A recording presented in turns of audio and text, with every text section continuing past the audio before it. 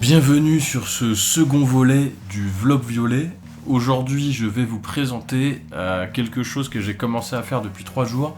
Donc, ce sont des croquis pour le décor qu'on va disperser un petit peu partout. Et donc là, l'idée, c'était que je me mette à la place du protagoniste, du personnage principal, qui, dans ses rêves, voit des choses et qui doit essayer de les retranscrire le plus vite possible. Alors je me suis demandé qu'est-ce que moi, à la place de ce personnage-là, j'aurais fait, comment j'aurais réalisé ces croquis. Et donc voilà, ça a donné ces quelques dessins que j'ai fait pour l'instant et que je vais vous montrer. Alors, donc d'abord celui-ci. Celui-là, j'ai recopié sur un modèle que j'ai trouvé sur internet et après j'ai essayé d'ajouter des textes. Là, c'est par exemple la hauteur qu'il fait, comme si le personnage avait noté un maximum d'informations. Et là, le texte, c'est dans quel contexte, dans son rêve ou cauchemar, il a rencontré cette créature. La deuxième, c'est celle-ci. Donc celle-ci qui est purement inventée, mais bon, après ça reste des monstres assez classiques.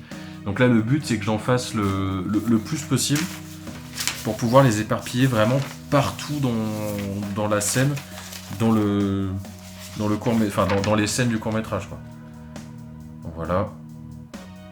Donc j'ai vraiment essayé de noter un maximum d'informations sur les créatures, un petit peu comme si c'était des études, des schémas d'études un peu scientifiques, mais tout en faisant quelque chose de fait assez rapidement.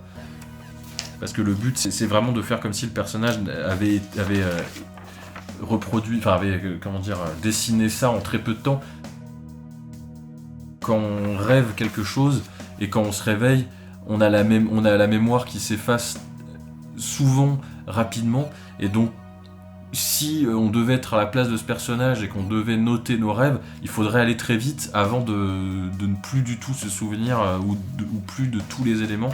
Vraiment, l'idée, c'est comme si le personnage devait être très rapide pour faire ses croquis. Et ce que je me suis dit aussi, c'est qu'on peut être très rapide d'abord et ensuite compléter un petit peu.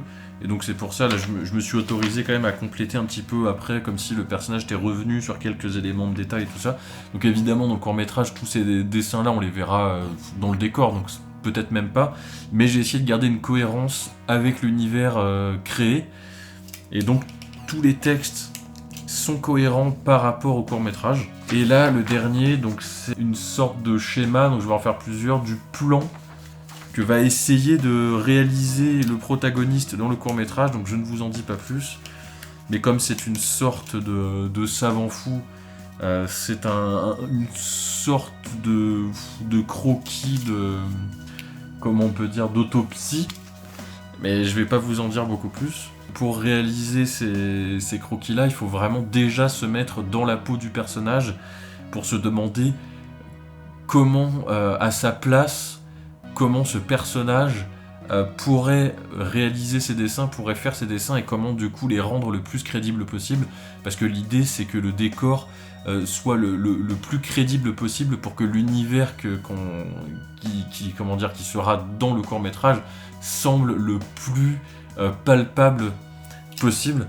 Donc voilà, c'est les seuls croquis que j'ai fait pour l'instant. C'est tout pour ce second volet du vlog violet.